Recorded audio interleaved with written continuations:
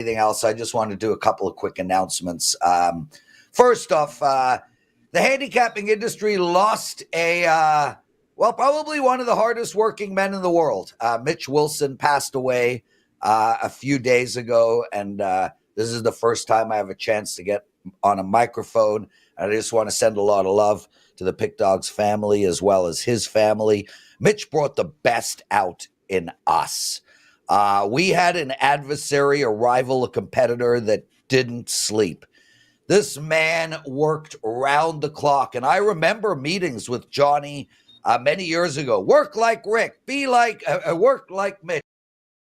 And Johnny did, and our team did. And, we are a reflection of the hard work put in, and we had an adversary that put in harder work. So, Mitch, rest in peace. You made your mark in this world, that's for sure. Sorry we don't have you around anymore to compete with. Lots and lots of love. Okay, so that's taken care of. The next thing I want to talk about real quick is I had the most unlucky 5 days of my life, betting-wise. And it really affected me. It killed me. I was at a poker tournament yesterday at my buddy's house. I almost got into a fist fight with a friend of mine because I was complaining about my bad beats, and he was like, "Wow, wow, wow!" And I almost killed him. I took two unders into overtime. Both lost. I took a dog into overtime. It lost.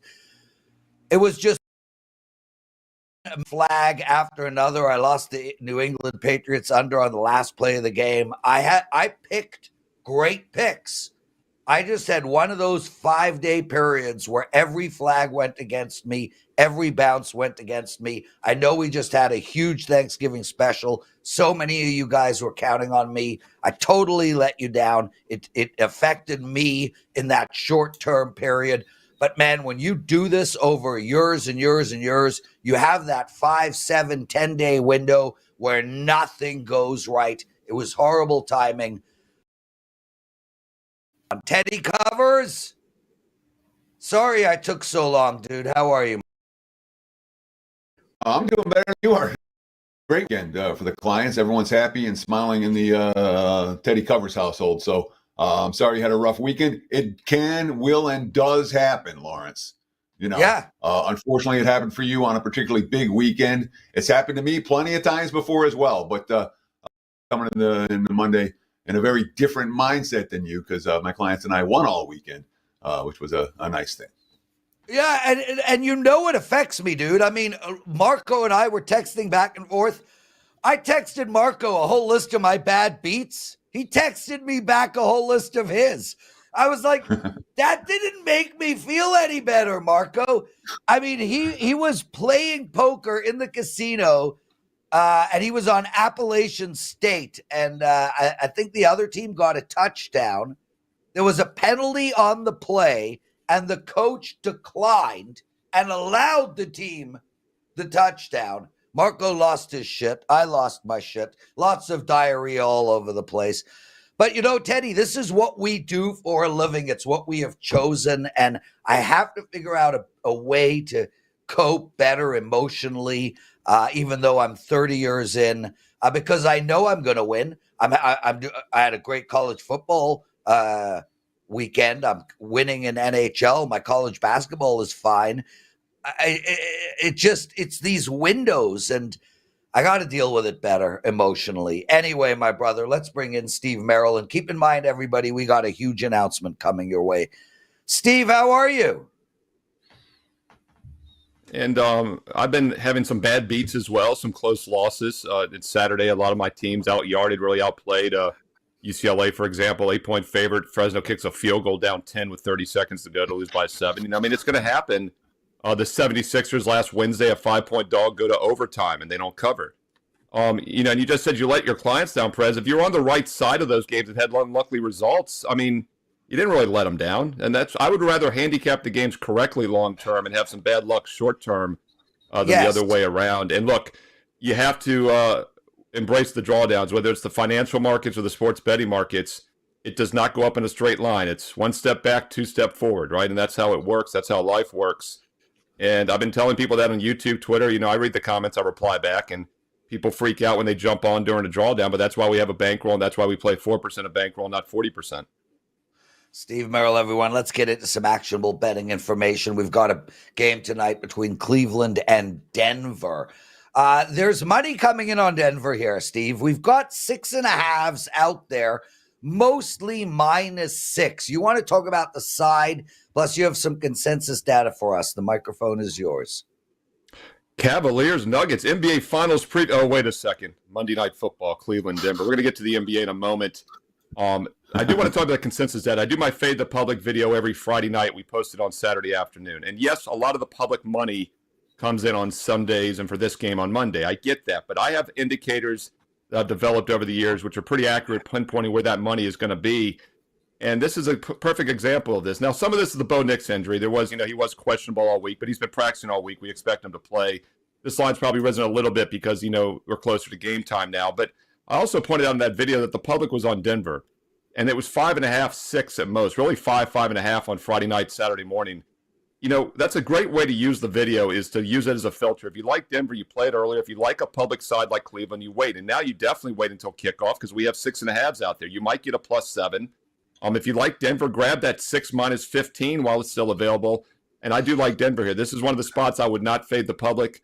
It's Broncos or pass for me. I've actually used them the last 3 weeks for my clients with success. Public's been riding Denver, and we have as well. So Broncos or pass for me on this one. But if you like Denver, play it now, -6. If you like Cleveland, I would wait. You might even get a +7 by kickoff. So I did a big game breakdown for the side on this for Bet on It last week, and I too made a case for the Denver Broncos, 5-0 ATS's favorites. They've been really good in this role. I did not use them for my clients because, well, number one, it is a big public side on Monday Night Football. Number two, I was really worried about Jim Schwartz's defense against a rookie QB.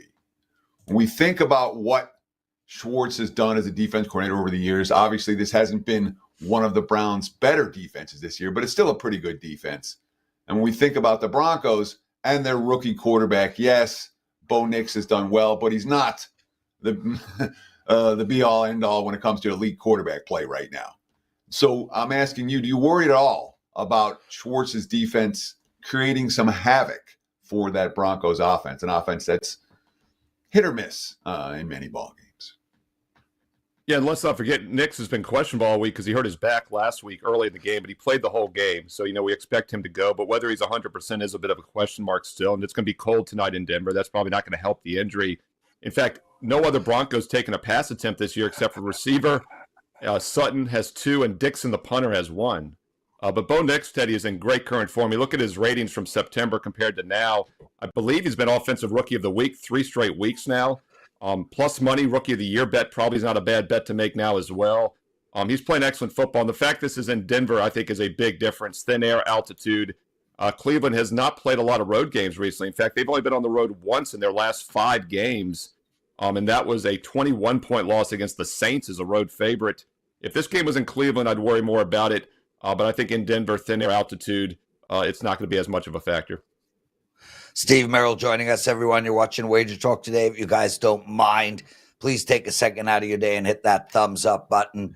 Subscribe to our channel. 187,000 of you already have. About 7-8 minutes away from our big announcement. Stay with us. Steve, the Pelicans tonight in the NBA, they are on the road. They're playing Atlanta. Was 9.5, 10s now everywhere for the home team, Atlanta. Where are you going in this game? Yeah, we're going to look at a free NBA play here. NBA action tonight on Monday. This one goes at 7:40 Eastern in the association. Just 4 games on the board. I do think there's some value here with what's going to end up being the biggest favorite right now. Atlanta's 9.5 to 10. Boston about 9.5, 10 as well over Miami. But I think this Atlanta line continues to climb. We're checking the early injury report on Monday morning. Trae Young is probable. He's obviously the key to this game. New Orleans has been banged up all season, shorthanded team. And we get weird results after the holidays, during the holidays. And sometimes you expect maybe a team to come out play a little bit better. But that was not the case with New Orleans last night. They'd entered the little mini break off of 7 straight losses, played Friday night for their 7th loss, and then they picked up their 8th straight loss, and it wasn't even close. It was a 33-point blowout against the Knicks last night. Now they travel without rest. Atlanta, meanwhile, actually in pretty good current form, 3 straight wins, and they've won 2 of those last 3 by double digits against Cleveland, actually both against Cleveland, but they did not let down on Saturday against an inferior Charlotte team, beat them on the road, owned by only 3 as a 6-point favorite, but that was a huge flat spot. Now that they're back at home, I don't see them letting up here against an inferior opponent. It's Atlanta or pass. If you're going to play it, I would lay it with the Atlanta Hawks in this one at 7:40 Eastern. So I've got Atlanta 1-8 ATS when laying -2 or higher. They've not just failed once or twice in this role. They failed all season in this role. We've seen them play well as a dog. You talked about the back-to-back wins over the Cavs. They knocked off the Celtics. They're certainly giant killers. But in this role, laying points, Atlanta hasn't played a whole lot of defense. They're not getting the stops. Now, the Pelicans are unbackable right now. I'm not making a case for New Orleans, but is Atlanta a team we can legitimately lay this type of price with, given their consistent and repeated failures in this point spread range? Yeah, like you said, if you're going to play it, you lay it. Nobody wants New Orleans here. And that always makes you a little, concerned when the line gets inflated like this. I think a hedge you could have here would be the over. If they come in a little flat on the defensive side, that's going to help the over here. They've actually played excellent defense of their last 2 games, 41 and 37% allowed. Even in that flat spot against the Hornets on Saturday, they gave up only 37% shooting on the road. So could hedge it a little bit. Obviously, New Orleans getting there is a concern offensively. That's why I prefer the Atlanta side. But if you're worried about the letdown, over 229 is not a bad hedge in this game with the total. One more bet from Steve Merril coming your way. Washington State. This is a late game. They're playing Nevada. Nevada is now -12.5. Money coming in on them. Steve. Wanted to talk about some sharp money move in the late night college basketball game here on Monday. And Nevada opened around 9.5, 10, even as low as 8.5 at one book. And as of early Monday afternoon, it is now 12.5 mostly across the board. So there's no question Nevada's been getting some action. It's always a very difficult team to fade. Not only do they have a strong home court, but they have the altitude edge at home as well. Perfect 4-0 straight up, but also a perfect 4-0 against the number at home this season. Meanwhile, Washington State just 1-3 against the spread in road games this season. So the home-road dichotomy is pretty extreme. Yes, we've lost a little bit of line value with this line going from 9 to -12.5, but I agree with that move. And also, you got a Washington State team coming off the neutral court tournament against Vandy, VCU, Oklahoma State. They've been off for the past week, but this has a flat spot written all over it. Nevada has been off for the whole week. Normally, it would have flat spot written all over it. But the fact that they're back at home, I think they come to play here. They're well rested. They haven't played for over a week. And meanwhile, you've got Washington State also coming off the neutral court tournament against Eastern Washington, Fresno State, and SMU. But now they're having to travel, and they played into, I believe it was last Wednesday, so a bit of a shorter week here. I like the setup here for Nevada. I like the strong home court, and they're the better team overall. I like the matchup here as well. Early in the season, we always look at three-point shooting, how teams have been doing from that, and Nevada's been just incredible, 46.5% shooting from 3. And normally you would look for a regression. The thing is, though, they don't take a lot of threes. They only take 17 per game. Washington State takes 28 per game. So I also think Nevada's a better team down low, scoring more consistently, and they'll be able to extend it here. They're not a great free throw shooting team, so that worries you when they're in that maybe 5 to 7 price range. But now they're up to 12.5. Free throws are less of an issue. If you're going to play it, I would lay with the Nevada Wolfpack. This is your late game Monday at 10 o'clock Eastern. There we go, Steve Merril. Okay, quickly, Steve. We wanted to talk Bitcoin for a second. You have some thoughts. Let's hear it. Yeah, first of all, I want to let everybody know about what we got going on WagerTalk. Cyber Monday is here. Instant 25% savings on any all-access, any subscription package. Right now, you're getting 25% off with Cyber Monday. Don't miss out. Check it out now. Also, if you're on the WagerTalk website, you'll see the Thanksgiving special is still up. It's not a typo. It's an extended Thanksgiving all the way through tomorrow. You can still get the 7-day for just $69. That's all sports, football, and basketball every day and night, including the NFL and college football this week. It's a great time to pick up that 7-day for just $69. No promo code needed. Steve Merril, WagerTalk.com. And, of course, you can get there quicker with shortcut WT.buzz/SM. Don't forget also I put free plays up daily free play on my page as well. If you're liking these free play videos and the free plays daily here on this channel, comment below. Let me know. Thumbs up, like. The more comments, the more thumbs up, likes, the more free plays I put out on a daily basis right here on WagerTalk TV. Bitcoin. Let's talk about it real quick on the way up, Press. 30 seconds. We talk about support and resistance. Man, this is fun to watch. You know, when it went all the way from 60 down to 2015 about a year ago, we talked about that being the floor. We'll never see that again, probably. However, is it a very key psychological number? It looks like it's resistance now, man. This thing has hit 97, 98 about 7 or 8 different times over the past week and still not broken through. I think it's because 100 is that number and everyone thinks they're smart, right? And they're selling short. Stopping short like Costanza at 97, 98. And the thing is, though, if it does eventually break through and hold for more than a day or two or a week, that might become the new support. So just keep an eye on it. Even if you're not trading it now, I would not get in now, but if it holds 100 and then goes to 101, 102 and holds for a week, that's probably a great buying opportunity. I know it seems counterintuitive to buy higher, but that's how you have to play the support resistance. I agree. Meanwhile, if it keeps breaking down, Prez, it could go all the way down to 60, 70 from here. All the way down to 60, 70. 3 months ago, we would have been excited about all the way down to 60, 70. Steve Merril, everybody. Outstanding stuff. Thanks for joining us. Teddy Covers, the microphone is yours. Sure. Time for What Bettors Learned. I am not doing bad beats, bad bets, and bad for the books today because we have an announcement. Today is my last day as co-host of WagerTalk Today with Prez. That's the announcement. I'm not going anywhere. I'll still be on WagerTalk Today as a guest, breaking down 2 games. We're talking about Mondays or Tuesdays most weeks. In fact, I'll be on tomorrow's show, breaking down games as a WagerTalk Today guest. I'm still doing the NFL opening line report every Monday. I'm still doing Bet on It every Wednesday. I'm still doing the college football preview show every Friday. I'm still doing big game breakdowns on video just about every day. And now I've got a little bit more time that's freed up. I expect to be doing Wager Talk Last Calls on the weekends. I expect to be doing the NBA tip-off show that I haven't done. Of course, the MLB show when that rolls around as well. So, yeah, I'm not going anywhere at all. But I've been doing this show since 2020 with Prez. You get it. Sometimes we need to switch it up. Prez doesn't need me bitching and looking grumpy every day. So we move on. No big deal. Thank you for all of your support. And again, today, my last day as the regular co-host with Lawrence. That being said, you'll see me tomorrow. And if you watch Wager Talk programming, you'll see me just about every day. So I really appreciate all the support we've gotten over the years on this show. It's been a show I've loved to do most of the time. That said, it's time to switch it up a little bit. So we'll be doing that starting tomorrow. Again, thank you for all of your support. That's my 2 cents, Lawrence. Back to you, my friend. Teddy, look, I'm not a sentimental guy. Many years ago, you and I did the Covers radio show together until we had such a bad on-air blowout that they fired us.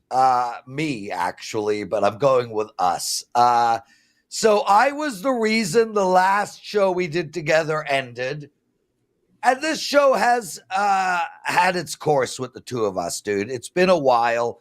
And the bottom line, guys, is Teddy, there's a lot of work that goes into this show. And Teddy is on the West Coast as well. He's got to wake up at a crazy hour to be ready for this show. Teddy, I just want to say from my perspective, regardless of all the antics that we do, you are like one of my best friends. You are part of my family. I literally love you. I care about you deeply. And I know that doing this show has waned on you over the last little while and given you too much stress and too much amount of work. And together, you and I are going to age well, remain great friends, and speak at least once a week. So I love you, and I'm sorry you're going. Not sorry. Yeah, not sorry, sorry. But guys, here's how this is going down. This week, I'm going to host alone. On Monday, I'm away, but then we start the new show. So that we will continue doing Wager Talk Today every day. I will continue being the host. We're going to rotate co-hosts through. Those co-hosts are going to include Kelly, Joe, other people as well. Teddy will be a guest every week. Teddy, a lot of people are loving on you right now. So we've got Javier, Teddy, WTF, Waj, No, C. James, Rip, B. Daddy, Y, Priest, No, Mike Dooley calls you a quitter. Some Johnny Detroit guy says good riddance. He didn't say good riddance at all. Anyway, lots of love, bro. We'll see you on our show but tomorrow. I mean, this is the key. Yeah, exactly. I'll be on tomorrow, guys. I'm not going anywhere. All right. Yeah. I'm still on all the Wager Talk programming. I'm just not going to be co-hosting this show with Lawrence every day. And it's time. You know it's time. I know it's time. You know, it's okay. I'm not disappearing, and the show's going to be here. So I appreciate all that. I genuinely appreciate all the support and all the kind words. But WTF, it's time. Yep. Guys, I want to make a quick announcement about the Cyber Monday special that Steve mentioned. It's a great offer. 25% off any package except a already discounted package. So for instance, if you're buying that 7-day all access for $69, you can't use the Cyber Monday 25% off of that. So that package is available on all regular priced items. So please join us for that. Drew Martin, it feels fitting that you are with what's going on here, bro? It's December. Yeah, I didn't get to it this morning though, Prez, so fair enough. Well, it feels fitting that you are with us on Teddy's last day on WagerTalk Today. You've got him at 1 p.m. Eastern today on the opening line report. You've been with him for 1,000,000 years, so I wanted to put you on this show. Welcome and congrats, dude. You're on a really nice run. Well, thank you, Prez. Unfortunately gave one back yesterday, but overall, it has been a nice run. And to tell you the truth, coming on the show, sitting in the background, listening to that, you said you weren't too sentimental, but that was a pretty heartfelt speech there, Prez, man. You caught me a little bit talking about TC there, and it's sad to see you go. Well, I mean, hey, I know everything kind of comes to the end, but it was always fun watching you guys whenever I got the chance to, and seeing you guys chop it up. So it's sad to see this end. Dude, everybody watches the show and thinks Teddy and I bicker like, the Muppet Men. We do. The Muppet But Teddy Man? has been, those two old guys in the balcony. Oh, sure. The Muppet Men. Now I got you. I don't know what their freaking name. They do have names. Waldo. Hard out today, Lawrence. Yeah, we're fine. There's no hard out on your show. We're just going to blend straight into the opening line report. Anyway, Drew, contrary to popular belief, Teddy is one of the top 5 males in my life. So, okay, let's get into some. I'm on the under on that one, but we'll just move on. UNLV, Boise State, Drew. How do we bet this game? Oh, would you put me? Waldorf. Yes, Oh, Priest Mahomes with Waldorf. What was the name of the other Muppets? Okay. Prez, so talking about Teddy top 5, would I make your top 25? Maybe top 50 males? Dude, you're in my top 5 sexiest males. Yeah, right. All right, let's talk a little UNLV and Boise State, guys. Actually, Prez just mentioned the NFL opening line report with Teddy. The last couple weeks, I've been doing the college football opening line report, hitting on a couple games, just because a lot of you guys have been asking about it. So I'm doing my preparation for this show and wanted to bring up UNLV Boise State. This one opened Boise State 5.5 TC. We've seen a little bit of UNLV money, and I know you're there in Las Vegas, my man. And how about UNLV making a push here? Could they actually punch a ticket to the college football playoff? That would be something. I mean, Boise State, though, this is going to be a huge mountain to climb for the Rebels. Their only loss, that week 2 loss at Oregon. We know the Oregon Ducks this year have been absolute money. They actually already beat UNLV, if you might remember, in the middle of the season. They won 29-24. That was in Las Vegas. This Mountain West Championship, guys, this is going to be on the blue turf, Albertson Stadium, Boise, Idaho, Friday night. This is a tough mountain to climb, but I just find it fascinating that UNLV, 1, taking money, and 2, they have a shot to punch a ticket here, particularly with Tulane losing as well. If they're able to knock off Boise State, that would be something to see Las Vegas get their home team into the college football playoff, guys. So why do you think UNLV's taking money in this one? Certainly the first meeting between these two teams, 29-24, Boise got the win, Boise got the cover, but it certainly wasn't easy for the Broncos in that contest. What was it? 1 point gain and going to the fourth, the Rebels with the lead, but they didn't score in that final stanza. When we look at this matchup, are you surprised? I mean, you sounded like you were surprised that UNLV's taking money, even though the game's in Boise. Why do you think the Rebels are getting that support? A little bit because of the home field here. But I would probably, the reason that I think that they're getting the support here is because UNLV defensively, if you can throw the football very well, you can move it on UNLV a little bit. I think that's kind of their weakness, is teams where you got a good quarterback, you got a good passing game. UNLV kind of can stop the run when you watch this team up against other teams that can run the football, which obviously Boise State, a Heisman Trophy candidate there at the running back position, and Genty, they actually play a little bit better defense. So I think it's that matchup kind of aspect, Teddy, of why the market at least is perceiving UNLV at 5.5, which is catching a little bit too much. That's why I think they're taking money. Drew Martin joining us, everyone. Drew, Georgia, Texas, another bet for us. Where are you going in this game?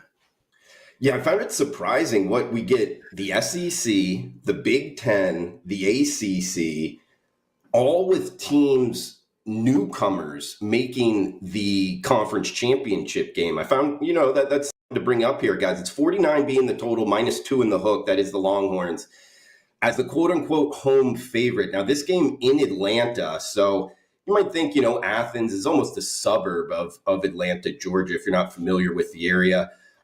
Georgia obviously used to playing in the SEC championship game. This is in Mercedes-Benz, where the Falcons play their home games. Texas's only loss, they get to kind of revenge that here. 11-1, their only loss coming to Georgia. They were -4 point favorites in that game that was in Austin. Georgia won that game 30-15, and I bring that up because I could see something similar here, guys. I know a lot of people pointing towards Georgia struggling with the Georgia Tech game, but you could almost see that coming. Georgia maybe looking a little bit past them, and Georgia Tech kind of matched up well against Georgia, in my opinion, just at the line of scrimmage. We saw in this first matchup, Georgia, their defensive line kind of take control. And that's a lot of times in the sport of football, particularly college football, that's not fixable if you can't stop their defensive line. I think Texas might be able to, I don't know, maybe improve a little bit, but I don't think it's going to be, that much improvement here. I actually think it's wrong team favorite. I'm surprised by this line. I like the Georgia Bulldogs in this one, guys. So certainly when we look at Georgia's season, they've been money losers all year. They've underachieved. They're coming off this crazy 8 overtime game, in which I'm not going to say they certainly they faced adversity and rallied back from it, but they also gave Georgia Tech multiple chances to win. I guess when you say wrong team favorite here, how confident are you that Georgia is the better of these two teams? Because even with their win in the first meeting, right now my power rating does not have Georgia as the better of these two teams.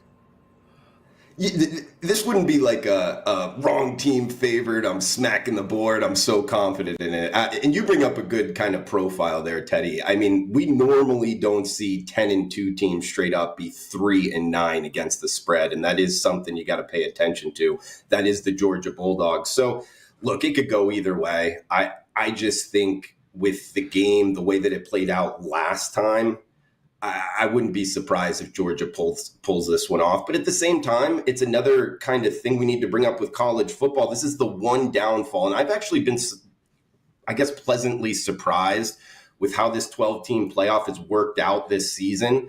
But for this particular game, I think it takes a little bit away with both of these two teams likely making the playoffs already. It almost takes a little bit of that kind of I don't know, flavor of the SEC championship out of it a little bit. Drew Martin, everybody. Guys, Drew is on a 6-1 and 20-9 NFL run. He has a 5% play up tonight. You can use the cyber special on that 5%, 25% off of Drew's 5% tonight. Drew, what else you got to promote, brother? Yeah, Prez, thanks for that, guys. 5% max limit bomb up for tonight. The 6-1 and 20-9 runs as well since week 2 of the NFL. And I guess I would promote on top of that, I've been doing the NFL opening line report with Teddy Covers, and I've been doing it for many, many years now. And I've had some success, some major success in the NFL. And one thing I would throw out there, guys, is yes, I go through the odds board and go, man, what do I like? What do I not like? I take my notepad right here and I host the show for Teddy, but pretty much I'm just teeing it up for him. And I just take notes as we go down. Yeah. I would recommend that for everybody out there. If you're an NFL bettor, it comes up at 1 o'clock Eastern, 10 a.m. Pacific each and every Monday. And just listening to TC and his breakdowns and his projections, it's really helped me out in my NFL handicapping, guys. Drew Martin, everyone. Thanks, Drew. Teddy, it's time for your big game breakdown. But before we get to that, I want to make mention of something Drew said. And that's about your opening line report, which is a spectacular show. And guys out there who want to know, why is Teddy leaving, et cetera, et cetera. Teddy's going nowhere. He's just not going to co-host the show. And to be honest with you, Teddy is best utilized at the thing he does best. And I do believe, and we have a million handicappers on the show. I said this to Johnny 2 weeks ago. I've said this to you. And I'll say this on air. Nobody breaks a game down from a gambling perspective better than you in the world. You are on the Mount Rushmore of breaking games down. You are not on the Mount Rushmore on co-hosting shows. That is for sure. Your co-hosting skills are mediocre. Breaking games down, I wish that I could speak the way you do when you break games down. So with that said, your last ever big game breakdown. Not my last ever big game breakdown. I'm going to do 2 of them on tomorrow's show, Lawrence. But they're not officially big game breakdowns. Sure they are. It's a big game breakdown. And like no pressure, you're just the best ever. Go. Last one. I appreciate your kind words, Lawrence. That being said, let's break it down. Broncos and Browns, Monday Night Football. And I made a case for Denver on Bet On It last week. I still lean towards the Broncos as -6.5 point favorites. Denver is 5-0 against the spread this year as a favorite. And I tweeted that one out as well. The video in favor of the Broncos with a big game breakdown supporting Denver. You can follow me on Twitter at Teddy_covers. But I'm trying not to do the same play over and over on multiple shows. And I also like the under tonight. So I'll make the case for that here. Let's talk about the under first. I got to promote just a little bit. We're running good. 71% all sports run last week was solid. 10-5 last 15 in the NFL. 62% in the NFL every place in September. The NBA's hot. 80% run plus 202 units since 2022. 1 year all access for just $99 a month. TC365 is your promo code at checkout. And again, I know this isn't for all of you, but if I'm your guy and you want to get on board, running real good right now, TC365 going to get you 1 year all access for $99 a month. It's a great offer and it's available all week. So check it out, TC365 at checkout. Also, worth noting, finish strong, only $1.99. Get all access for the rest of December. $100 savings. The normal 30-day price is $2.99. You can get it for $1.99. That includes every play every day. No promo code needed for that offer. So let's talk about the under tonight, the Broncos and the Browns. The Broncos at home have allowed 6 to Atlanta, 14 to Carolina, 23 to the Chargers, 18 to Vegas, 13 to Pittsburgh. So that's 18 or less in 4 of their 5 games. The Broncos D has allowed less than 20 points 5 times their last 6 ball games. Just had that one bad game in Baltimore. Other than that, they've been pretty dominant. And it's surely worth noting The Broncos have the number one red zone defense in the NFL. They've held teams to field goals repeatedly. Under 40% touchdown percentage for opposing teams in the red zone for a struggling team like Cleveland that's not exactly clicking on all cylinders every week offensively. I would consider that a problem for the Browns offense. And the Browns offense with Jameis is certainly better than it was with Deshaun. All right. That being said, they've scored 10, 14, and 24 points their last 3 ball games. It's not like they're lighting up the scoreboard. And you look at them on the road this year, 14, 16, 13, 16, 18. They're not lighting it up on any kind of consistent basis on the highway. Now, Jim Schwartz is a defense coordinator I respect, and the Browns certainly have defensive talent. When it comes to Jim Schwartz versus a rookie quarterback, I'm going to say, so I'm expecting field goals, not touchdowns. 42 is too high. Give me the under on Monday Night Football and expect the Broncos and the Browns to kick a lot of field goals this evening. There's your big game breakdown. Lawrence, back to you, my friend. Teddy covers. Andrew McInnis joining us. We are up against it. Andrew, how are you, brother? Nice to have you with us. What's up, guys? Big show. Big show. How are you guys doing? I'm going to cry after the show. Teddy, how you doing? I'm doing great. Best day of my life. There we go. Good Andrew. vibes in the chat. Good vibes in the YouTube chat. You want to talk about engagement and like Teddy, the love and stuff like that. I know we don't want to get sappy, but talking about WagerTalk engagement right now, the live chat is awesome. Live chat is bumping right now, and I can only imagine what it's going to be like after the video's done. So it's good to see on all ends. And Teddy, you're going to keep people hungry for more. They're going to want to see you on other videos now. It's almost like you're like, hey, I'm leaving this show, but you're still going to see me. So I see what you're doing. You're still going to be around. You're still going to be around a lot. Yes. Okay, guys, Andrew, real quick, and I've gone through this with Teddy 100 times. The back of your jacket is up, and the way to fix that is to sit on the bottom. Take the back of your jacket and sit on it. Then it pulls it down and makes your shoulders look good. That's what the on-air hosts do, everybody. If you watch a guy on TV, that's what he does. Okay, let's go. Jerome Ford. Very famous running back. You have a prop bet for us on him. Oh, I mean, if people aren't talking about Jerome Ford with their NFL props, I don't know what they're doing here, guys. But like for me, look, this is very simple. I think I look at some of these handicaps and I look at some of the numbers we've seen from him since Nick Chubb came back, and they've been okay. They've been relatively respectable. But when I go through the numbers here for this Denver Broncos team, ranked the 6th best rushing defense in the league. The rushing defense has been incredibly consistent. I just do not think we're going to see much from the secondary running back on Cleveland, being Jerome Ford. His number is at 14.5 for a reason. You go through some of his numbers, and he hasn't exactly even been getting the touches. 4 rushing attempts, 5 rushing attempts, 2 rushing attempts, 2 rushing attempts. He's not even getting the opportunities to be great, not even getting the opportunities to go over this 14.5 number. And Nick Chubb is dominating all the touches. And I fear that, number one, Jerome Ford will not get the opportunities, will not get the attempts in the first place. I also believe that Nick Chubb will hog all the opportunities.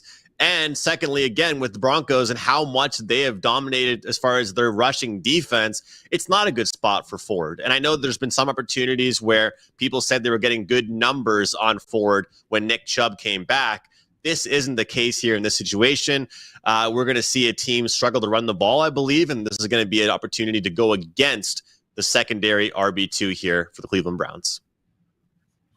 So you talked about his lack of carries, and that's very apparent. It's very apparent in the number of 14.5.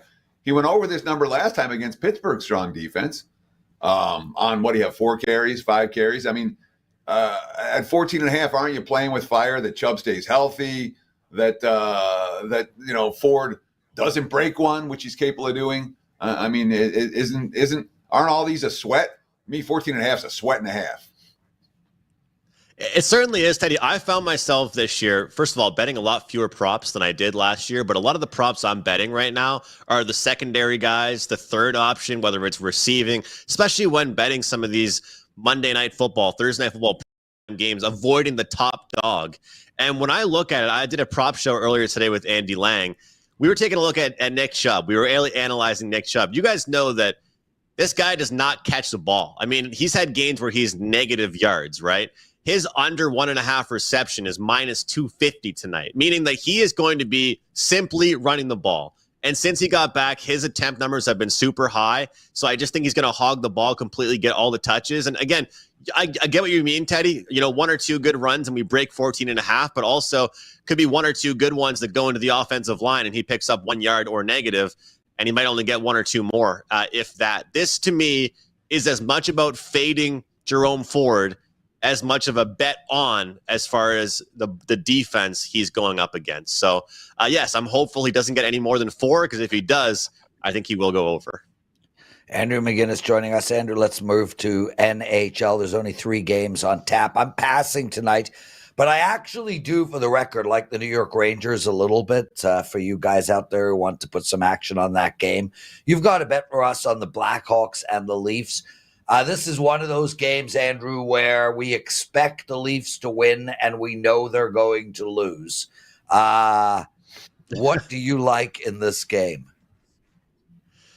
I like the over 6 in this one here, Prez. And, you know, there's been a lot to like about what the Maple Leafs have done this season as a whole. Number one, their goalie tandem has been one of the best in the league, if not the best. Joseph Woll, Anthony Stolarz, both those goaltenders have been fantastic. The defensive play has definitely been stepped up since Craig Berube took over as the head coach, of course.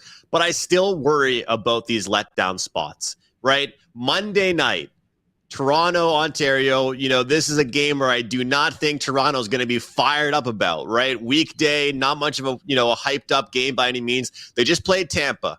They just played Florida. 2 really competitive teams in the division, 2 games that matter a lot to them. This game will not mean something to them. And I feel like they will take a little bit of an exhale and step back here in this one, which is an opportunity for Chicago to score some goals themselves. 2, I really think that back-to-backs mostly just affect bad teams. I believe the back-to-back term overall in sports is overrated, but it matters to me when it's bad teams on a second half of a back-to-back. When you have a good team second half of a back-to-back, I actually see value on betting on them. You're going to get better odds because it's baked into the number. Chicago, second half of a back-to-back after playing a very sloppy game yesterday, giving up 6 goals. I think both teams contribute to the scoring tonight in this one, Prez. Give me the over 6 in this game tonight. I like it, Andrew. What do you got to promote? Guys, I've got one NHL team total play up, but I want to promote my NFL Monday Night Football total bet. I'm on a 7-1 totals run in the NFL. Very, very low volume with these. It's a 4% totals play on tonight's matchup. Really like this one. Browns, Broncos. You guys can get that over at WagerTalk or use that promo code CYBER25. Take 25% off any of my longer-term packages, 30 days, 90 days, full year, whatever it may be. But a big play tonight, 7-1 run with my NFL total bets. Thanks so much, guys. Andrew McInnis, everyone. What a great show Teddy covers. We'll see you tomorrow. First guest. Take us home. Yeah, exactly. I'll see y'all tomorrow. And that's going to wrap it for Wager Talk today for Monday, December 1st. Like Lauren said, same time, same channel tomorrow with the Prez as host, and I'll be a guest as well. Stay tuned right here on this channel for the NFL opening line report. Myself and Drew Martin at the top of the hour.